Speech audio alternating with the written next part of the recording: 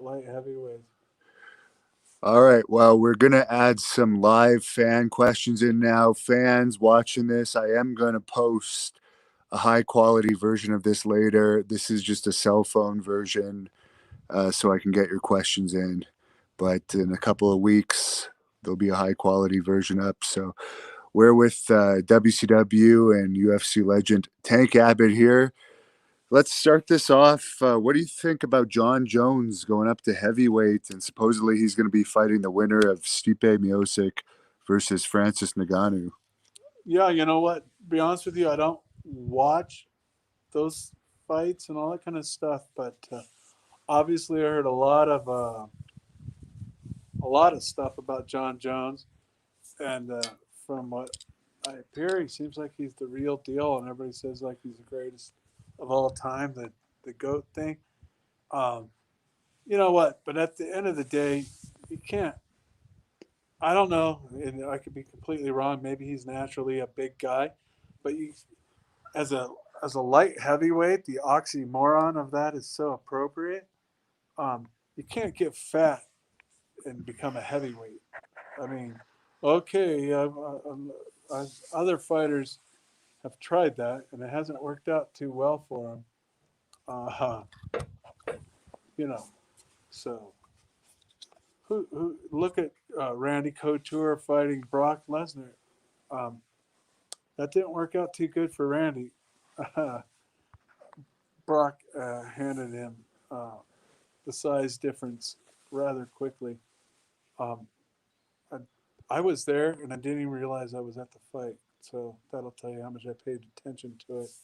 And then there's other fighters that went over and fought Fedor in Japan, and we all saw what happened with that happen. You can't just go out and get fat and say I'm a heavyweight. It helps to be naturally strong and be that size. Victor Murphy has a question for you. He Uh-huh. wants to know how your health is going, and he says he was a big fan of you in WCW. Oh, you know what, man? I've been on a long, long road for 2.5 years, and not too many people, according to my physicians and doctors and surgeons, all synonymous. But I'm a miracle.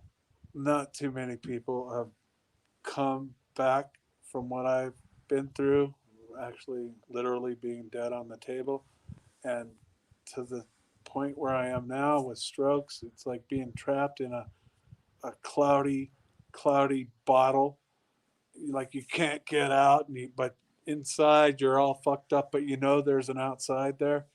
And I'm finally breaking through that glass and feeling good, and much to the dismay of a lot of people because I'm running my mouth off. But hey, truth is the truth. The Lions Den Gaming wants to know, how does UFC take care of its legends? Oh, I don't think they do take care of their legends. They've never really done anything for me. I mean, they don't, but it's not their job.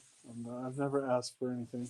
Anything I've ever asked for from Dana, he's given me, but I never asked for anything. So Do you think they're going to put you in the Hall of Fame? I don't know. And when I got sick, I was wishy washy, stroke age wise.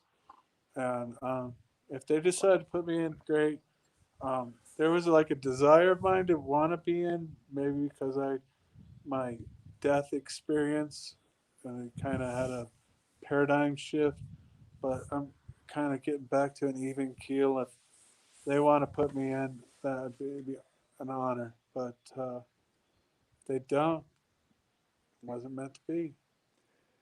During those times where you were clinically dead, did you have any experiences about spirituality or anything that Uh would? huh. I absolutely did.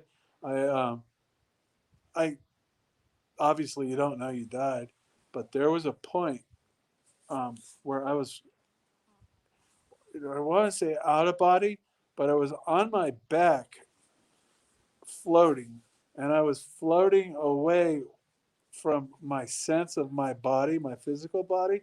I was floating away in a area that was like a space, and I was floating away, and I was like, ah, and the further I was floating away, the more it was like I was going into a bath of feel good water, and I was going up my body, and then all of a sudden, metaphorically, my eyes popped open and said, "Wait a minute, what the hell's going on here?" I don't know if hell is the right word, but uh, I said, "No, no, no, no, no, no, no, no, I'm not going. No, no, no," and I could feel myself floating away, floating back to where I had a physical sense. And then I got back to that point, and metaphorically, it was like I took a deep breath and I went, oh. And then it happened again. And same scenario. And then this time I had more vigor of like, no, no, no, no, no, no. And I got back and I did a nice, really deep breath. Like I knew at that point, okay, I'm good now. And that was my, if you call it out of body experience, because my body wasn't floating. It was a more of a presence. So are you more comfortable with the thought of passing away now? Yes, Yeah. absolutely. Like, doesn't bother me whatsoever. You go somewhere, God knows where, but I'll tell you one thing. What put me to that point was alcohol, and in just out of respect and being a warrior, the people that donated their organs to me, I'm not going to put them at risk or jeopardy. The first thing I'm going to do wherever I go on the other side is have a drink. I'm going to get really drunk too. John Stewart wants to know your favorite part about working with the Insane Clown Posse. You know what was strange back in those days is I didn't know who the Juggalos were, or the Juggalos, or ICP, Shaggy, and Violent J. I didn't know who they were. I was lost without my Juggaloism. So they were cool. They were, they kept to themselves. It was hi bye, see you later, whatever. But after I got into I want my shit, I was obviously had a good buzz rolling, and I go, wait a minute. I started. Next thing you know, I started listening to their music, and I was like, holy, holy, holy, and whoop whoop. Uh, I actually went to their gathering where I saw Ken Patera there, and I was still uh, not clued in to the Juggalo lifestyle, but I shortly thereafter got immersed into Juggaloism, and whoop whoop, tear it up. Brian Briggs wants to know if you're friends with Scott Forenzo now. I talked to him on the phone. He said he was going to come out here. Um, I don't have any friends, so except for this guy right here. Wake up! This is my only friend. Um, he, Ferozzo, called me and said he wanted to visit, go out to dinner. I'm like, sure, I'm down for it. I don't have any ill uh, thoughts about him. He's a warrior. There's a guy right there. I'm not talking about physical attributes or anything like that, but that guy's down to fight. How many people, right? How many people? I flew across the nation to Ohio to go fight some guy that's a willing participant that wanted to fight me, and he fought, and we fought in the backyard, and we threw down, and we had a good time, and we whatever. There's a backstory to that fight too. So You weren't paid for that either, were you? In the end, they ripped you off. no, absolutely not.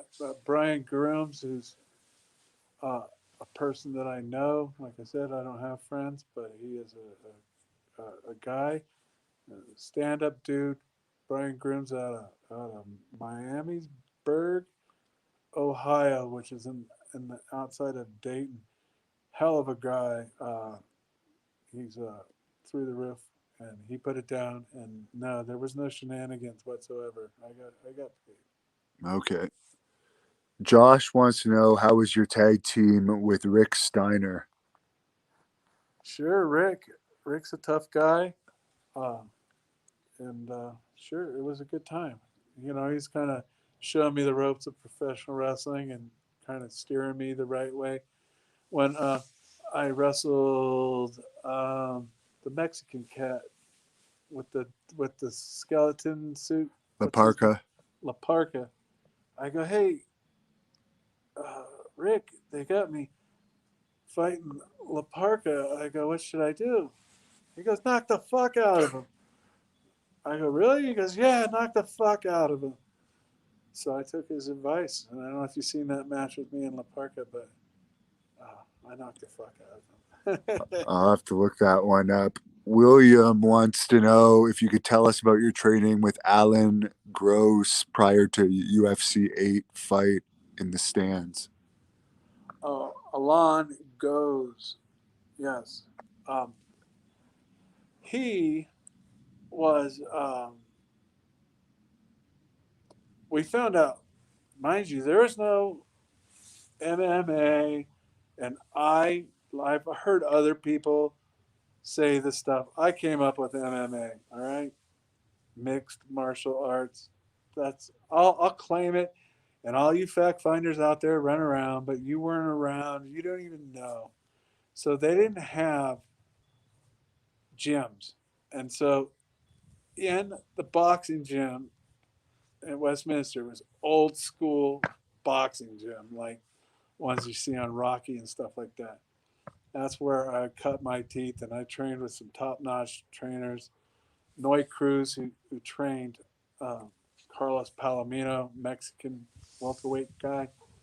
He taught me how to punch, sit down on my punches, Mexican style boxing, and he's my hands guy.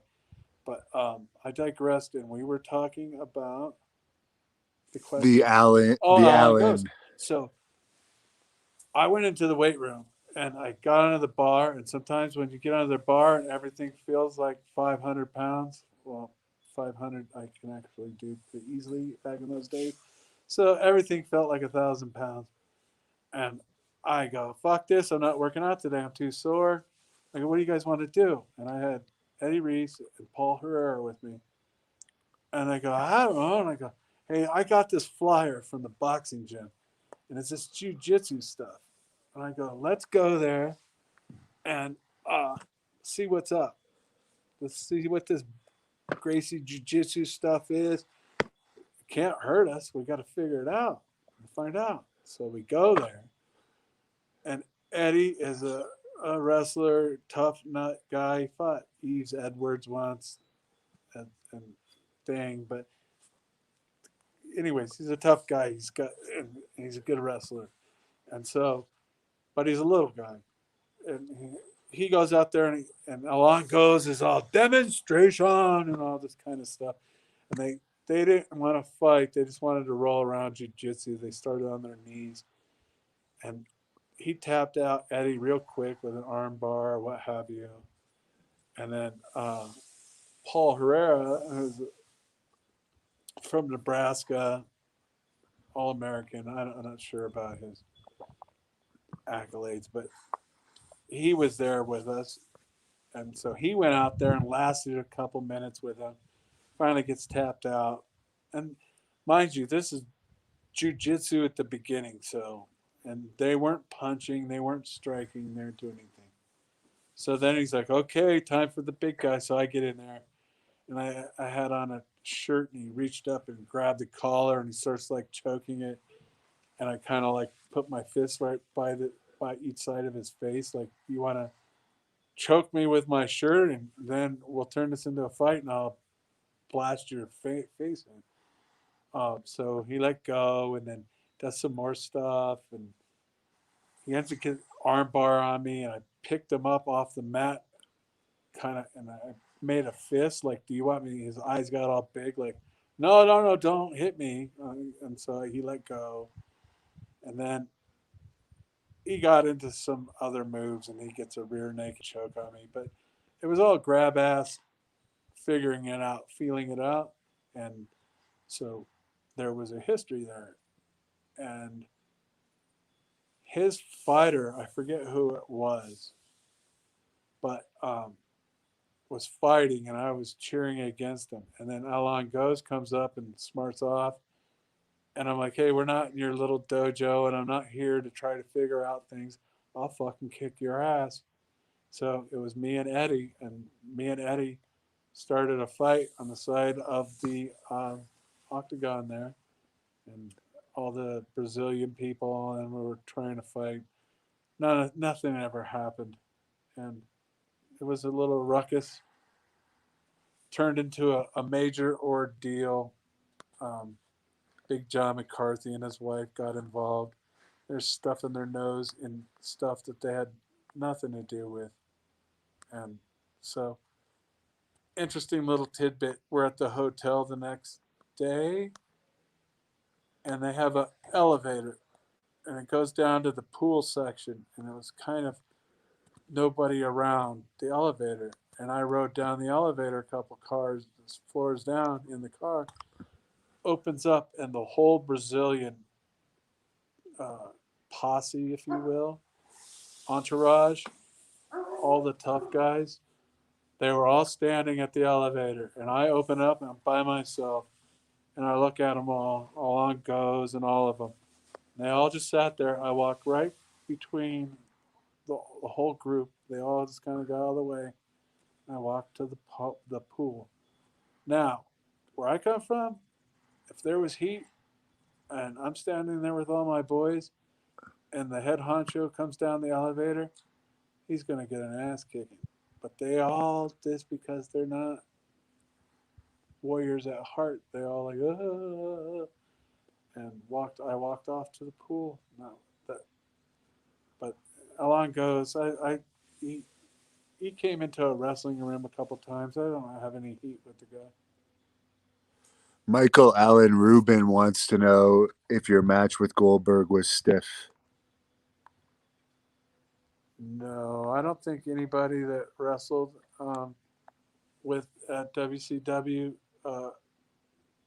dare got stiff with me, much less would I notice or no.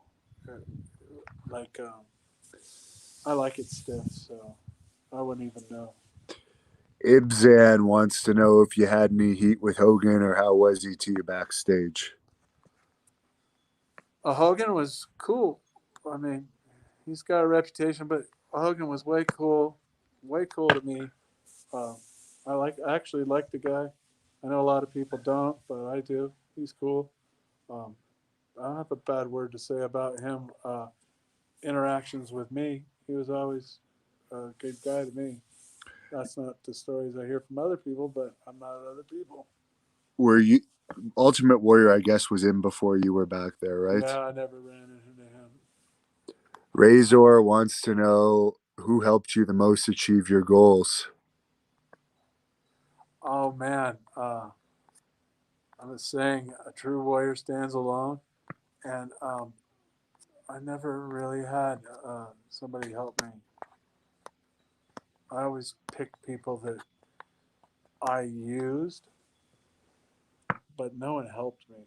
No one, like I'll give you my wrestling coach. I just had a natural ability to wrestle, and I wrestled since I was 9 years old, but uh, not anybody that I came in contact with wrestling knew what the hell they were doing technically.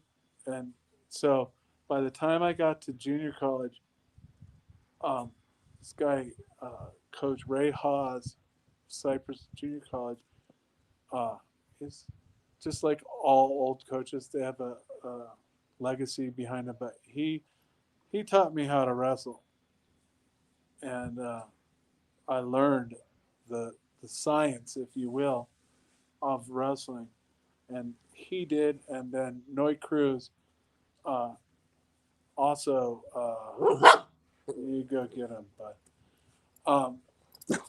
Noy Cruz took the time, so I got into boxing because I got in a car accident. The first time I lost my teeth um, was when I was a freshman in high school. Then on my 19th birthday, I got my teeth knocked out. Almost got my leg cut off in a car accident. And so the lust of combat was kind of taken away from me as far as wrestling at that point in time. I was just going into my sophomore year, so I got into boxing. After wrestling was over for me, I got into boxing and went into the gym. It was like old school, like you see in the movie Rocky stuff. All these old punchy fighter trainer guys, and I walked in there and I go, "Hey, I want to fight." Matt Kurihara was he used to train Tyrell Biggs. He's kind of a known boxing guy. He says, "I'll train you," and so I go, "Well, I want to fight," and he goes, "Oh no, you can't just go fight. That's crazy. You got to learn how to box." I go, "Fuck no, I want to fight. When's the next show for the amateur show? I'll fight in that." He goes, "Oh, that's like 6 weeks, but you can't do that. You can't go do that. That's crazy." I go, "Pencil me in for that. I'm fighting." I go in and fight this guy or box this guy. I hate saying fighting. It's boxing. So I go in and box this guy. He was in and out of the gym for like 3 or 4 years. I'm supposed to get destroyed. I end up knocking the stuffing out of this guy just on toughness alone. I didn't know how to throw a punch. I didn't know what the hell I was doing. I was just fighting, street fighting. Noy Cruz, who was Carlos Palomino's, Jackie McCoy, and all that guy, went up to Matt Kurihara, who was training Tyrell Biggs at the time. And he goes, "Hey, that guy is a fucking animal." He goes, "He's got all the shit you can't train. To my heart and everything." He goes, "You can't train that." He goes, "You can make that guy the next white heavyweight champion of the world." And he's like, "I don't have time for him." He goes, "I have time for him." And he goes, he took over. And so I give all my tutelage and help, if you will, to Noy Cruz and Ray Haas. Ray Haas showed me how to wrestle. Noy Cruz showed me how to box. Together, they helped me in those sports. Nothing to do with fighting, not anything. Back to mixed martial arts, and the reason why I'll say that I came up with mixed martial arts, and all you dilettantes and all you people that don't want me to have any credit for anything, because that'll take away from you. The truth is, I was like the top dog, if if you will, the Hulk Hogan of the UFC at the time. Nobody wanted to talk to anybody else at the shows, at the fights. Everybody wanted to talk to me, and it was new. It was real. There wasn't not any of this. It was real fighting, people, and they're like, "Oh my God, this guy is the real fighter, the true, real warrior," and we want to see that guy. Everybody wanted to talk to me. Don Fry said I was the prized pony. No, I wasn't the prized pony. I was the most popular pony because I was real. I didn't come in and say, "I'm a wrestler." No, I said, "I'm a fighter. I'm going to kick your ass." Every wrestling room I've ever been in, I could kick everybody's ass, all the way for the little midgets, all the way to the big fat heavyweight. I could kick anybody's ass in that whole thing. Every wrestling room I ever went into. All the guys that wrestled, they never said a word because they must not have believed it themselves. But those two guys were the guys that helped me along in those sports, but nobody can teach. That's the big rub and everything. Everybody wants to think you can go buy fighting lessons and you can do this. Now you have to be a warrior in your heart and in your head. You have to have those characteristics. And I check all the boxes. I don't just check a few of them. There's not one warrior quality that you can say that I don't have. Landstons wants to know if you could have had one person at any time in your life to back you up in a fight, who would it be? Oh wow. I don't know. Maybe Mike Tyson. I don't. Mike Tyson's a hell of a boxer. right? But that guy's got the warrior spirit. I don't know the man, never met the man. You know how they say about that. The thing is, it's best to when you have good thoughts about people, not to meet them, so it gets tarnished. But from what I see about Mike and everything he says, I'm 100% behind him, all the way down to his criminal charges. He got railroaded, he got fucked. But you know what? That guy was a man, and he fucking sucked it up and goes, "No way, I'm not going to apologize. That's not me. I'm a warrior, and he is. And the guy likes to have fun, it looks like. And God, what? I'm sure he's had a lot of fun, I'm sure.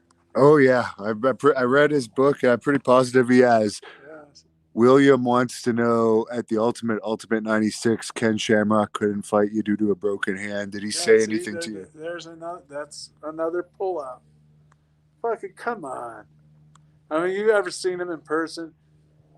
Sally, my wife, was like freaked out. She's going, "Oh my God, look at that guy." I go, "Yeah, he's obviously tested positive for steroids. With next time you're supposed to fight me, I would mop that guy up so fast it wouldn't even be funny.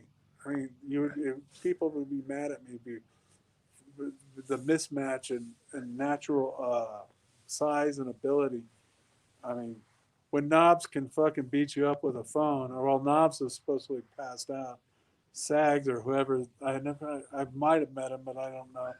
But when he can beat you up with a phone, you just stick with your most dangerous gimmick, most dangerous man, and then you can go around and, like somebody said, have somebody grab your cock and do all that. It gives a whole new meaning to the world's most dangerous man when you're wrestling. I'll just throw this in because I forgot to ask you earlier. But what are your thoughts on Dave Meltzer? Don't know the guy, never met him. I, I, he's got a lot of heat with Eric Bischoff, and I like Eric, so I'll tend to take Eric's side on that because I do like Eric, and back again, I goes to integrity and everything else, and Eric is a stand-up guy. Affy wants to know about your fight with Chemo. Yes, um, that's another. I shouldn't have even been in the ring. When I came back, those three fights, they came back. They asked me to come back and fight, and I said, "Yeah, I would love to do that." I don't need to get into the details.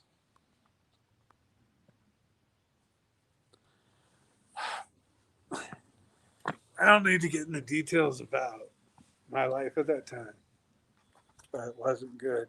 And Chemo was he fought a shell of who I was, and that's all it was. And but once again, I got in there and fought, and he won. So if he was to do it again, it wouldn't be the same. I mean, but if what is it? If ands and buts, candy and nuts. What every day would be Christmas or something like that. I can't. But anyways, and then Cabbage.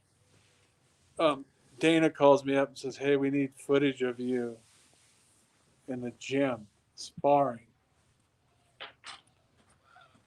All right. I'm by no means. I struggle after my strokes to get back to average intelligence or slightly below it. But he calls me up and says, "Hey, man, we need footage for you for Cabbage." And I'm like, "What do you need footage for?" "Oh, yeah, we're going to use it and all this stuff." I go, "You know what? I don't care. You can film me doing whatever. It doesn't matter." But so they came there and filmed me in the thing, and I used to slip punches and go under them, and I would get down real low and sure that they passed that tape on to Cabbage before it happened. Maybe that small time Joe Silva. What a bunch of clowns. How do you have that bozo that used to work at an arcade comment on fighting or have any knowledge of fighting? It's like these dilettantes that are probably going to write in the comments, "Oh, I know more about this than you do." No, you don't. Don't even pretend. You, Joe Silva, he's the biggest joke on planet Earth. Used to work for them. I'm sure he had something to do with it, getting the tape and sending it to Cabbage. So Cabbage knew that I was going to come in and bob and weave, and he drilled me with a knee and he split my forehead open. And then another dumbass, John McCarthy, stops it when they put some adrenaline in my cut, and he goes, "You all right? Can you see?" And I go, "No, I can't see because you got shit in my eye. They put the fucking adrenaline stuff, like wipe my eye off." And John's, "Oh, nope, stop the fight." Like referees don't have anything to do with it, and so um, I digress, and I went way off base. And so anyway, so that whole thing about the chemo fight, I shouldn't have been there. I shouldn't have been there with Frank Mir, and the Cabbage fight. I was mentally okay, but they had the video of me, and they stopped it on a cut. Cabbage came back and fought me. I fought him on the rock, and I stretched that motherfucker out like that dumbass needed to be. He's lucky they didn't catch him in the octagon, because my guys are real fighters, and John Marsh threw a water bottle, hit him in the face or whatever. Those guys are all clowns. They all act like they want to be whatever. And so Cabbage fought me again, and so did Ferozzo. And we fought in that backyard, and they taped it. And then now I clicked it on the other day. It's Ferozzo 2. They edited out the fucking best punch where I stretched out Ferozzo. They edited that out. Or I wonder who made the tape. Um, so Chemo, he won. All the losses that I had, the people won, but there's reasons behind them all. But those two guys are the only two guys that came back and fought me again when the playing field was even. And so we all saw what happened to them. There's a fan that wants to know if you have any stories about Kimbo Slice. Kimbo, Slice, nothing. I just know that we had a bunch of meetings, because Showtime was putting it on, and this shit was illegal at the time, and this is like, you can't fuck it up for Showtime, and talking. It was like sitting through a forum class at a college about fucking underwater basket weaving for 2 hours about you can't cheat, you can't punch, you can't do this. And so I'm like, okay, perfect. And then we both said about the rules. And like I said, my background is in wrestling. I go, I'll just shoot a fucking double. I'll shoot it on him, take him down, and he'll be fish out of water. Fuck guy punches me in the back of the head on Queer Street. Don't know what the fuck's going on. They stopped the fight. I walked over to my corner like, what the fuck happened? And I don't know if they're afraid of me or whatever, but they just, Paul Herrera and then I was looking at each other like, and then turn around. The guy goes, "You ready to go?" I'm like, "Fuck, well, I'm in the fucking cage. You better be ready to go." I'm like, yeah, fuck, come on. And he walked over and finished me off. But you know, I if it the rules weren't so drilled into our head, and the guy wasn't gonna fucking hit me in the back of the head, I wouldn't have shot on him. But it is, it is. He won. I don't care. But no, as far as him being standoutish about a thing, he told me why we're standing there. He goes, "Dude, I'm so sorry for hitting you in the back of the head." He didn't say that, but he said it. I mean, and I'm like, "Yeah, don't worry about it. It's not a big deal." And I didn't go and cry about it at the press conference. I let him have his glory. It's his deal. It was whatever. But outcome could have been different. But I'm not going to complain about it.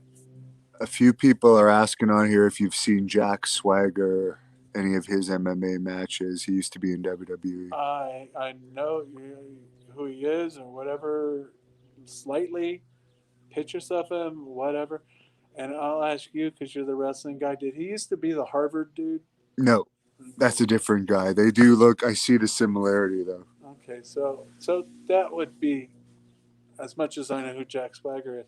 So no, I don't know anything about him. Shot in the Dark wants to know if you guys go out and have beers after fights like wrestling, or is there animosity after? Well, a friend of mine was a POW in Vietnam, and his name's Major Mark Smith, uh, Zippo, and he's quite the character. And Vietnam is his life, and he's one hell of a guy. And I sat there and go, "Hey, Mark, what's up?" And he's, did you ever hang out with this, whatever? He was talking about things, and he said, "Tank, just let me tell you something." And he smokes cigarettes out of a black cigarette holder. He's a hardened warrior, combat warrior. And he goes, uh, "We're like eagles." He goes, "Warriors are like eagles." And he goes, and I go, "How's that?" And he goes, "They might share the side of a mountain now and then." He goes, "But they never flock." So other fighters, I don't really hang out with. I mean, I like Eddie, who is much smaller than I am. We both think a lot alike, uh, but he is a little guy, and he's been beat up by me numerous times, very comically. uh, we were we were in Mexico at a not a restaurant, but a hotel, and I got us the presidential suite. And we're sitting at the table, and he got in an argument with me about turning the channels on a couch in this living room adjacent to the dining room, and we had room service coming, and he ended up getting on top of me because I was thinking he was choking me, and I was telling him, "Get the fuck off of me! I'm not in the mood. I'm hungover." So I busted him. And I hit him in the ribs and broke his ribs. And timing is everything. The doorbell rings for the suite for the room service, and it's a Mexican lady in a uniform. She's pushing the cart, and Eddie's rolling around in the living room with broken ribs, and she's pushing it by, staring at us. And she set up the thing, and then she pushed her cart out and left as Eddie was still sitting there going, "Ah!" And I've also beat him up other times, but he was unruly and he deserved to be beat up. So Lewis wants to know if you thought the asylum cage sucked when you saw it. it sucked so much I don't remember seeing it. So um, yeah, there was a lot of goofy things that went down. Gregory wants to know about your book, and I actually have to use the bathroom again, so I'll let you talk about your books while I'm doing that. Oh, my books are on my end. First of all, I wrote the book maybe over in a bar over like 3 years, and it's been going through constant uh, altering it and editing it and everything else. And it's not been like the front burner for me. And I get to it and I get to it. It's an intellectual exercise, and I wrote over 1,000 pages. But it's finally done on my end completely. And then the third book, Cage Fighter, should be out.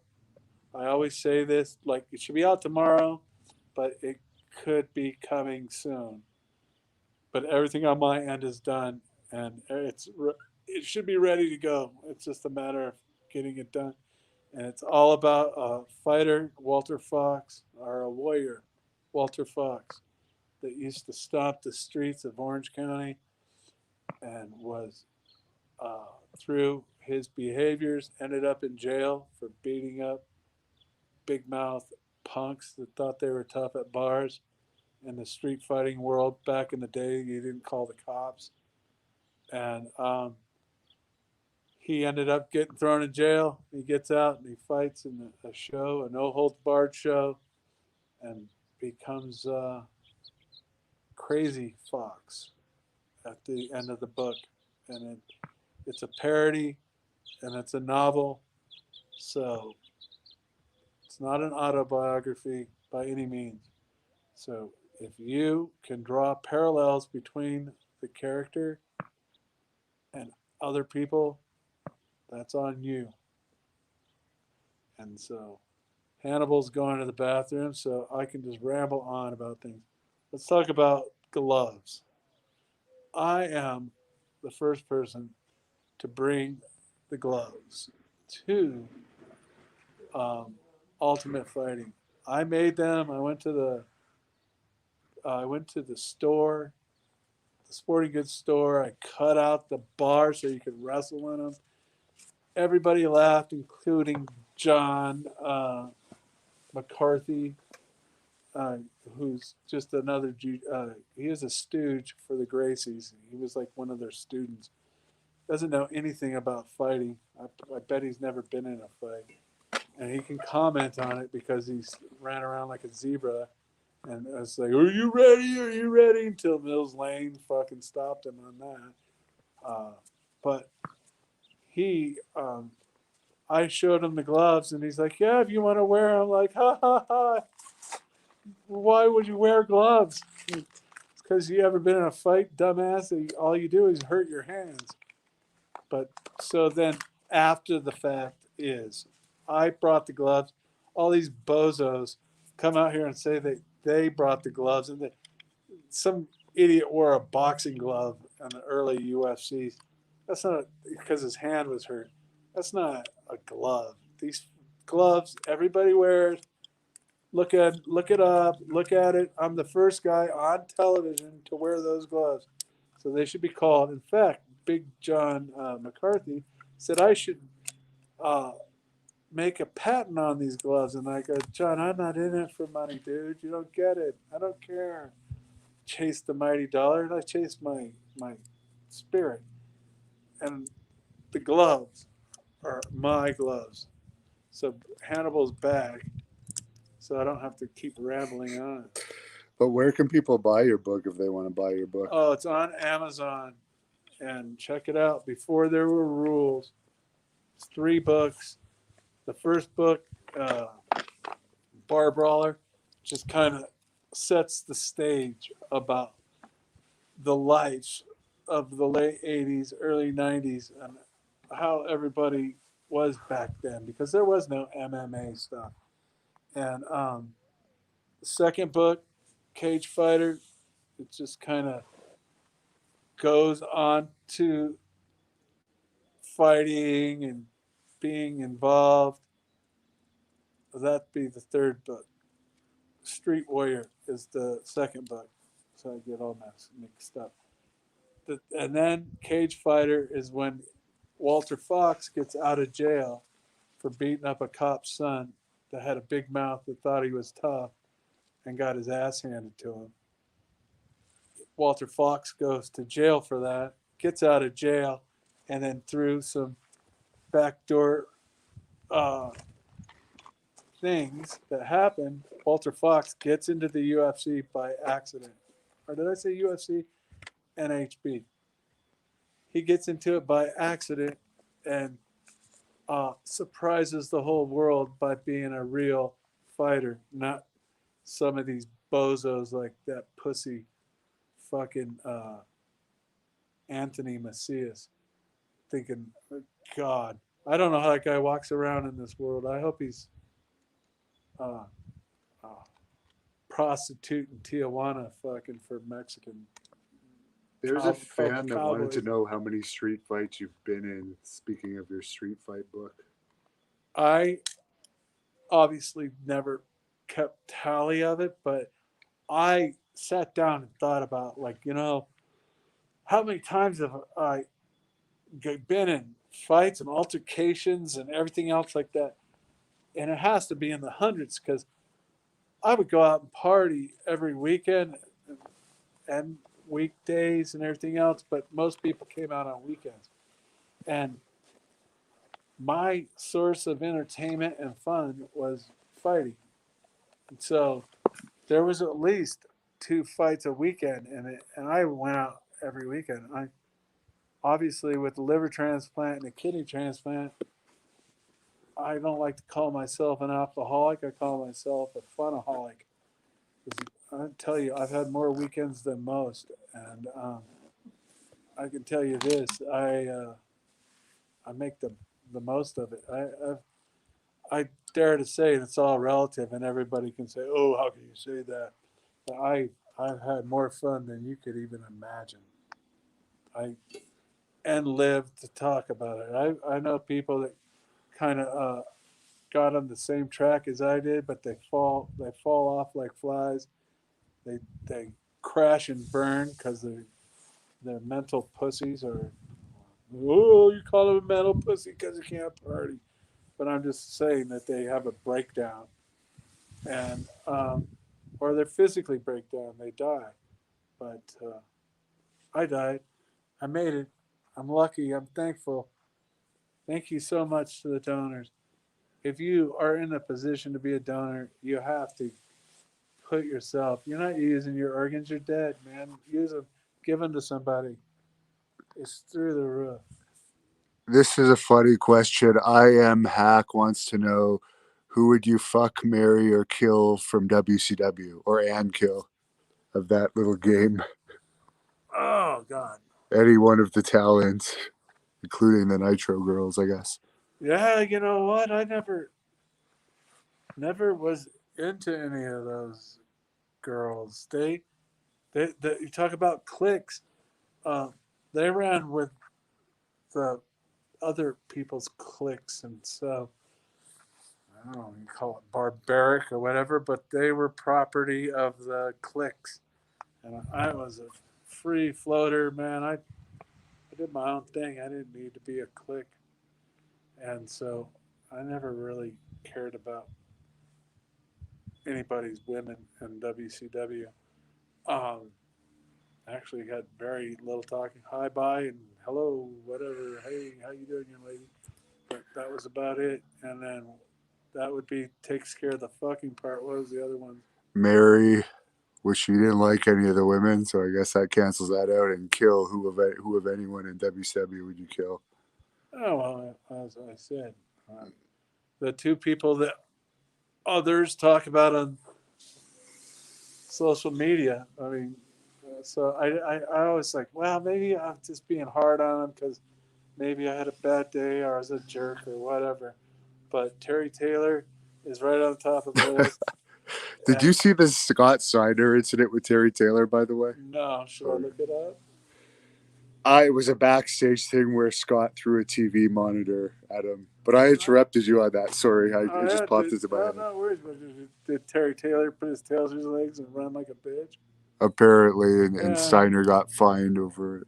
Oh sure, that doesn't doubt it. Anyways, like so, that him and Lex Luger, and Lex Luger, uh, he just wrongfully disrespected me because he didn't even know who I was. But that's that. But that's almost makes it worse. Like you're disrespecting people you don't even know. Like if I did something to him and he's like, "Hey, fuck you," that's one thing. But he didn't even know who I was and he's disrespecting me. Like, who the fuck do you think you are? You know, I'll show you who I am. I fucking come on. As fucked up as I am right now with two, I got three people living in me or whatever, liver and kidney. I'll get up and fucking try to fucking fuck you up and die trying to do it because that's just the way I am. Well, Luger's in a wheelchair now, so I don't think he'd be too difficult to. Oh, well, that wouldn't be too difficult. That might get that might get a pay-per-view buyer too. And then the winner gets Don Fry. Yeah. Don Fry, fuck Don Fry. Martin wants to know what was your job before getting into MMA. Oh, I was selling garage doors for a friend.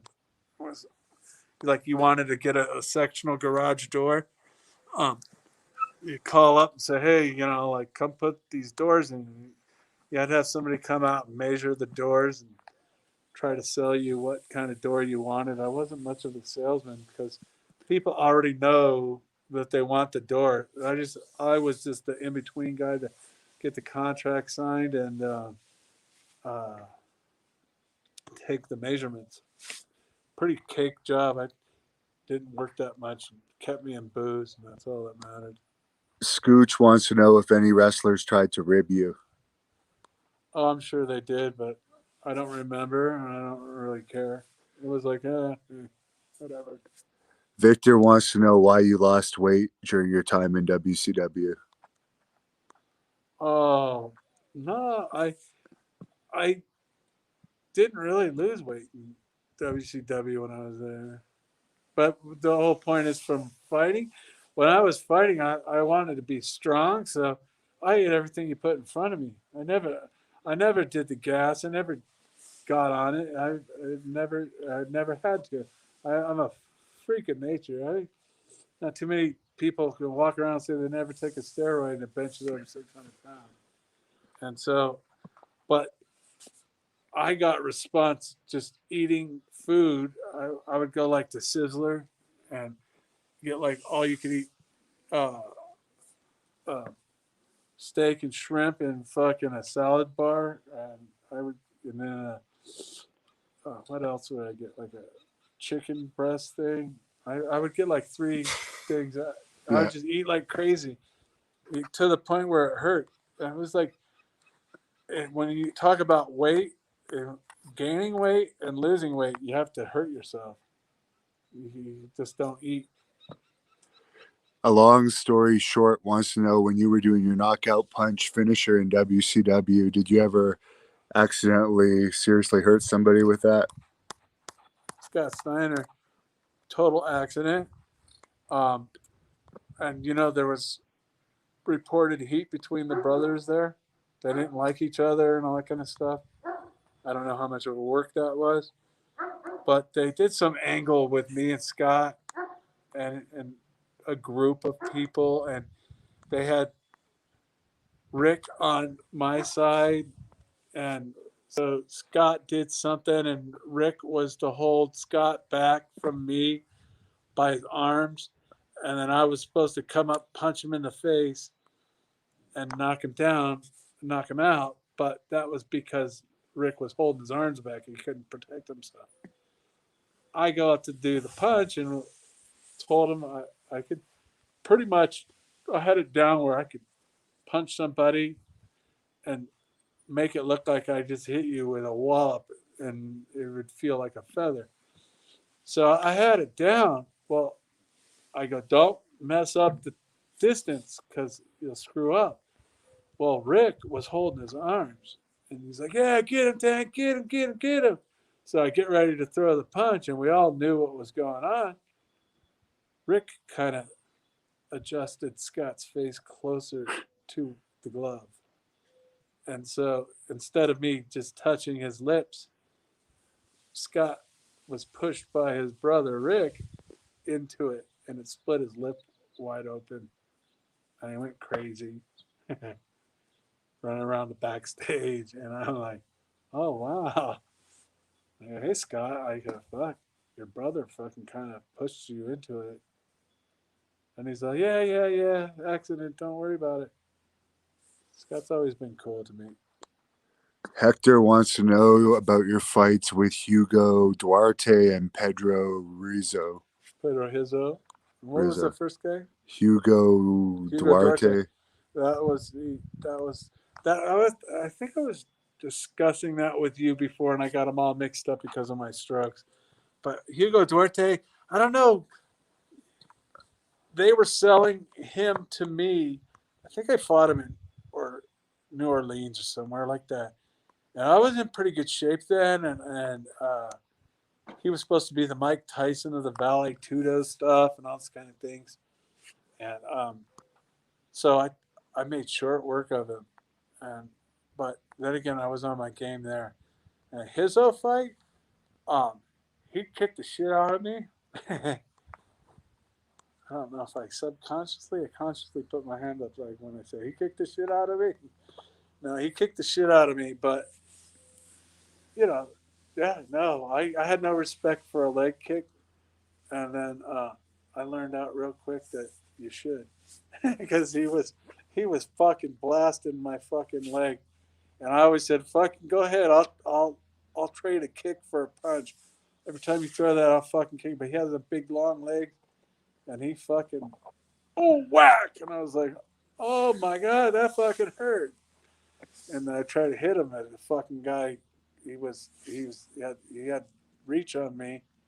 Tried to take him down, and there was an interesting thing.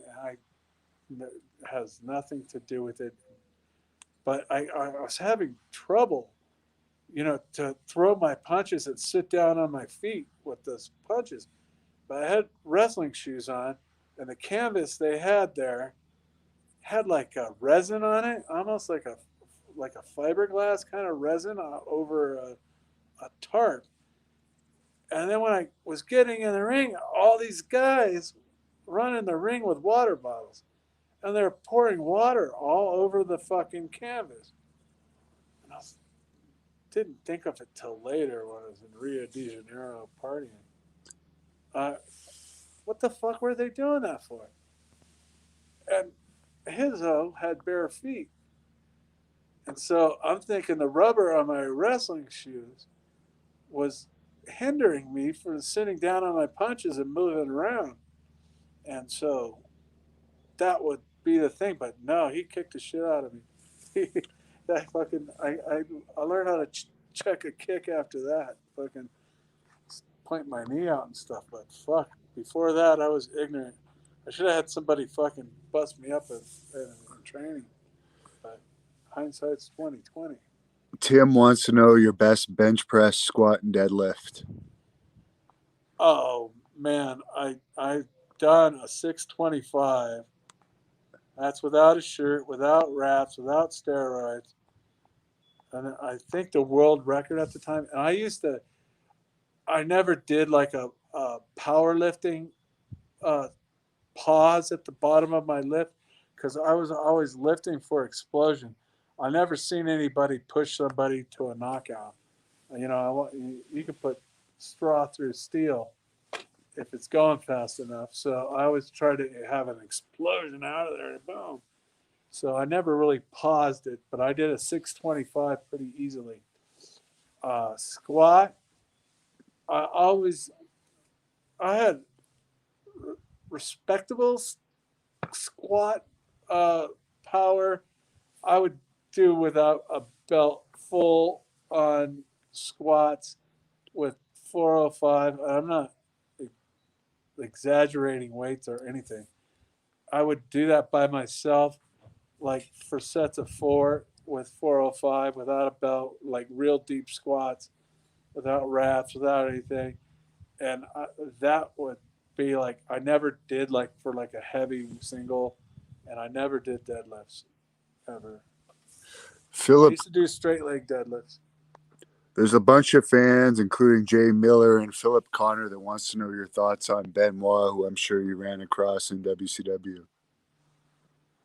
Yeah, okay, you have to realize when I got into professional wrestling, I knew like the Junkyard Dog, Hulk Hogan, the big names of that era type thing. But Benoit, I didn't even know who he was. Real quiet guy. Um, he always struck me. He's quiet. Said hi and bye. He was just whatever. I didn't realize that in the wrestling world he was like a technical wizard or whatever. But he was always kept to himself and never thing. Like when I heard about the things that went down, it was like, wow, that guy did that. But that was as far as it went with Benoit. AW wrestling historian wants to know your thoughts on Vince Russo wanting to make you world champion. Um, News to me that I was going to be world champion, and they had some thing. I came there, and collectively they're called the boys, and I go walking through the thing, and they go, "Oh, they put a strap on you." And I'm like, what are you talking about? Like it was like a strap. What do you mean? They're like, oh yeah, they're gonna make you the champion, and I'm like, I don't. No one's ever told me any of this stuff, and I didn't know that was such a big deal. And I'm like, oh, I, whatever they want to do, they're the.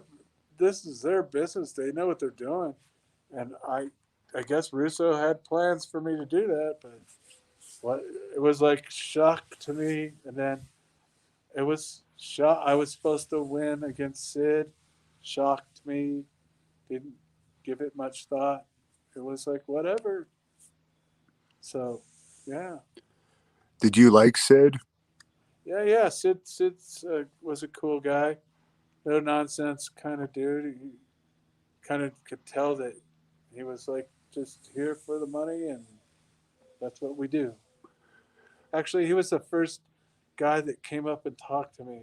Uh, we were in DC, and they brought my guys that I walk out with. So we're all sitting in the back taking it in, kind of more like spectators, like, wow, this is crazy. I was just beginning. Sid came up to me, and he's kind of, I was like going, fuck, he must have been on the gas or whatever. He is fucking huge. And he comes over and he spreads his legs all apart and he puts his hands down on his knees. So he's looking at your eye level. And I'm thinking in myself, Jesus Christ, this is a big motherfucker. And he goes, here, let me tell you something, Tank. And he starts giving me the lowdown on things. Like, it's best to keep to yourself and this and that. And I was like, oh, thanks for the info. Like, I didn't know what he was talking about because I was still ignorant about the whole deal. But as time went by, and I was like, oh, that's what Sid was talking about.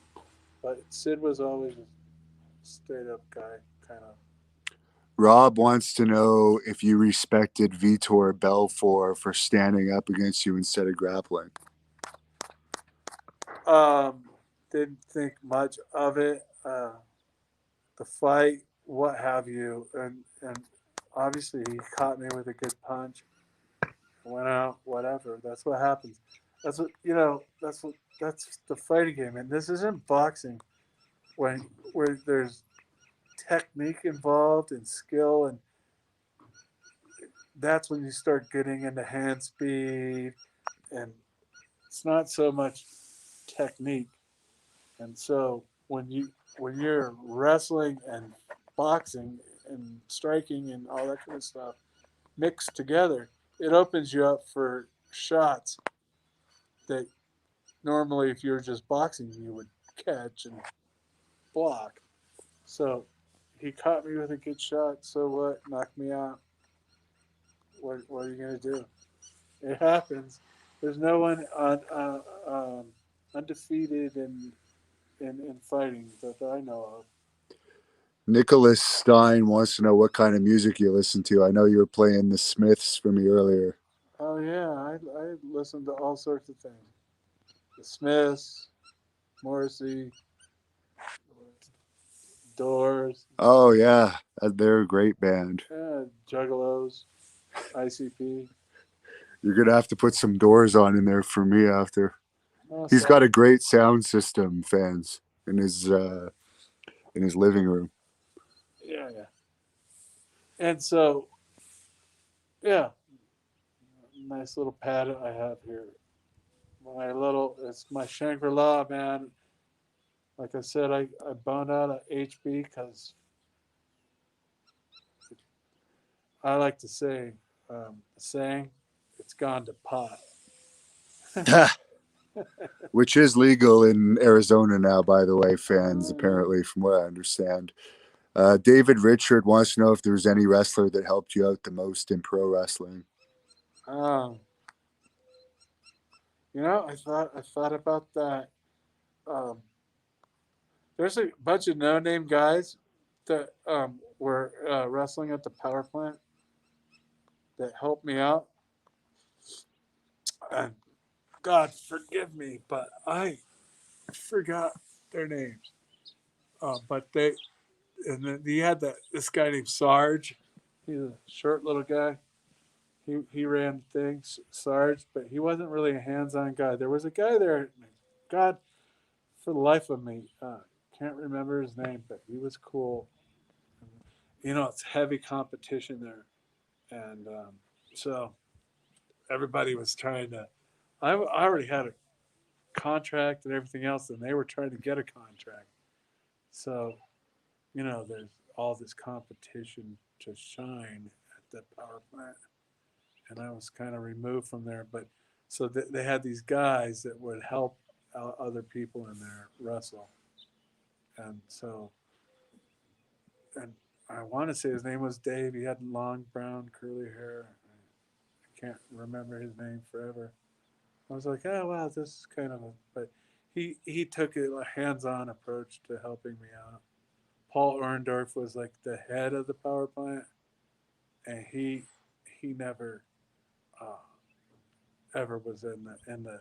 They had like 4 or 5 rings, might be 6 rings. Nice facility, and Paul would come out now and then. Paul was a grumpy old guy. I don't even know if he's still with us. He has Alzheimer's and dementia, I believe, but he's still alive. Well, he had it back then, and that And was he had 20 years ago. he beat cancer, but Yeah, yeah. no, the only thing I came in there with, and slowly but surely they found out that I was signed up, and go in and have his meeting with him. And back in the day, he didn't know what UFC was and whatever. He said, "Oh, that tough man, he's stuff like this and that." And I'm like, "Yeah, well, whatever. Just gotta learn how to do the basics of wrestling and figure out." I got kind of a following for people that know who a real warrior is and a true fighter. He's like, "Yeah, yeah, yeah," and he goes, "Oh man!" And I'm looking at him across the desk, and he goes, "I can't wait to get you on the gas." And I'm like, "What?" And he goes, "The gas. We get the gas. You'll be off." And I'm like, "This guy's fucking crazy," in a funny way, not a scary way. Uh, and so then I walked out, and all the guys are all like snooping around, like, "Why did Paul call you into his office?" Had like a big glass thing you could see in the thing. And I go, "I don't know." He was talking about what they were thinking about doing with me. Dusty Rhodes, and him and Arn Anderson were in professional wrestling. I told you about amateur wrestling and boxing. Yeah. Dusty Rhodes and Arn Anderson were good for wrestling with me, but not technically, but just the nuts and bolts of it. Um, but so I go out there and they, "Oh, what would Paul want?" And I go, "I don't know, man. He was talking about getting me on the gas." And they all fucking laugh. He goes, "Do I know who you are?" And I go, "I don't know. I don't think so." And he goes, "You'd be on death row if in less than a month if they got you on the gas. Are you crazy?" And I'm like, that's just what Paul said, and that was the only real takeaway I have of Orndorff. I see your dog's wrestling around with me. Yeah, hey bud, come here. Come on. Come on. Over here. Come on here. This is living wants to know your honest opinion of Don Fry in his prime, despite what Don Fry said about you the other day. What would you think of? Oh, I love that he said it. Actually, like I said, I like Don Fry. He shot over the bow first, and he got back. Well, he seems a little sore and whatever, but he's a tough guy. Um, whatever, what are you gonna say? He's a tough guy. I If I was to fight him again, I would beat him easily, handedly. Well, today He can we come don't over want to here. see that. I was gonna say, I get. You're gonna have him What, show what, up at your house if he hears that. Yeah, no, well, oh yeah. Dave, You can film it. yeah, Dave Richard wants to know what you think about Ken Shamrock in 2021. I always thought he was a joke to begin with. Nothing's changed that. I think it's funny. He put out his little book, making himself a victim. All these guys are victims. Him and Tito Ortiz and all this stuff. I'm a victim of living a comfortable life. That's the only thing I'm a victim of. Yeah, you're not that type at all. AJ 2000 wants to know your opinion of current UFC. Um, like I said, I haven't really watched it. I can't even tell you the last fight I saw. Um, only because of the people that hang out at the gym. I actually went and saw Congo fight, Czech Congo. Yeah, He fought that guy from Arizona here. I can't even think his name, little wrestler guy, on the rematch, and they stopped it because of the eye gouge or whatever up in San Jose. We went out and saw that fight, and then I saw the fight with Fedor and Rampage. Uh, Rampage got all fat and thought he was a heavyweight, and Fedor kind of showed him that's not how it works. But you know, those are the only reason why, because of the same gym, Huntington Beach Ultimate Training Center down there with Tiki running that joint down there. But those are the only guys fight. I can't even tell you a fight that I've seen that. I I think it's that Nagano guy. He yeah, looks, from what I see on the YouTube things and all that kind of stuff, he seems to be like he seems to be. That doesn't ever tell you. I haven't looked under his hood yet, and I'm sure all you haters out there are gonna have nice little jokes about that. Um, uh, but who knows? I don't know what kind of heart he has, or what kind of warrior status he is. Who knows? Big Guy Sports Collector wants to know who hit you the hardest in UFC and was Nelmark your craziest KO? Uh, I've knocked a lot of people out in this lifetime. I've been in the cage. Um, so I couldn't tell you how many. I didn't even register the Melmark thing. And what was the beginning question? Who hit the hardest in UFC?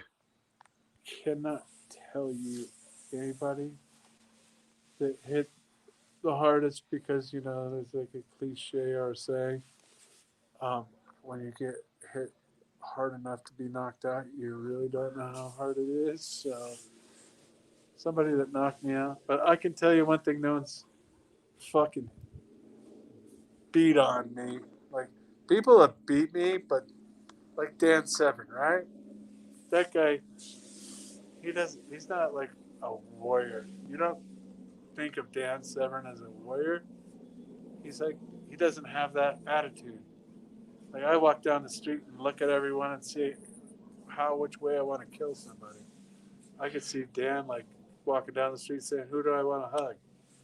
Yeah, I understand that. Yeah. So, and I like, I don't dislike Dan, but in the past, when I was younger, trying to stir stuff up, I would call him a big dumb goof and that kind of stuff. But I actually have heard him on uh, whatever, on YouTube interviews and stuff like that, and he's not dumb by any means. And let's put it this way, he's no Tito. Um, and so, and he's got a good grasp of what things go on. Back in the day when he fought me, I didn't really feel like he kicked my ass. He won the fight, but he won it by holding me down on the ground and slapping me in the back of the head for till the clock ran out.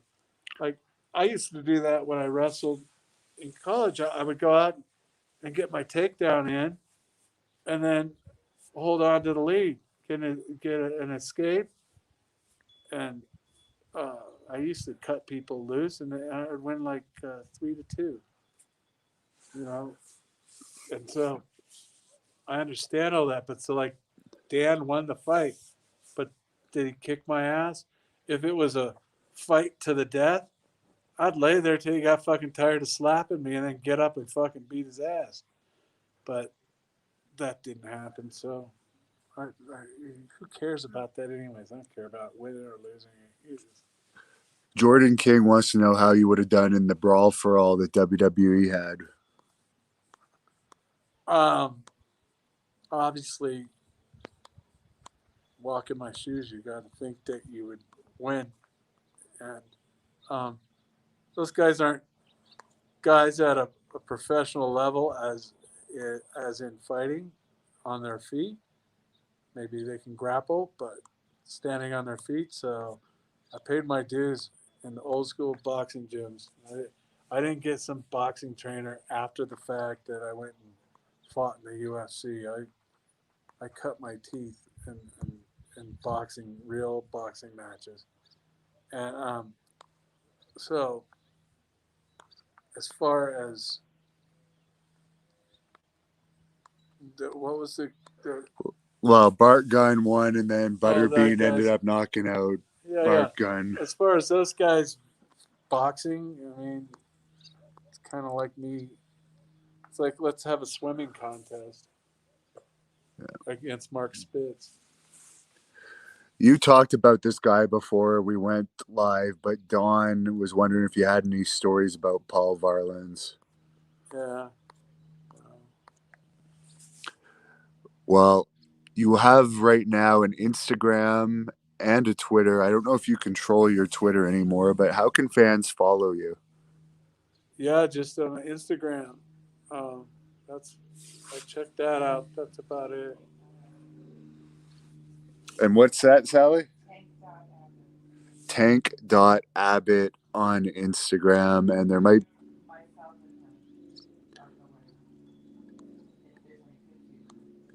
That's Okay. my wedding picture with my awesome wife. I'm telling you, she is the greatest person in the world, and she's made me a better person for marrying her. Yeah, and in the first interview, I'll just say this on the record now. People were asking why you kept looking to the side. It's because it was just before you got married, and your family members were sitting at the bar watching that interview. Yeah. And I'll throw in one last fan question. I don't know where this is coming from, but Steven Seagal, did you really meet him and have something Nope. with Another him? story. Did Boss Rutan tell you that? And then, and in my parody uh, novel um, is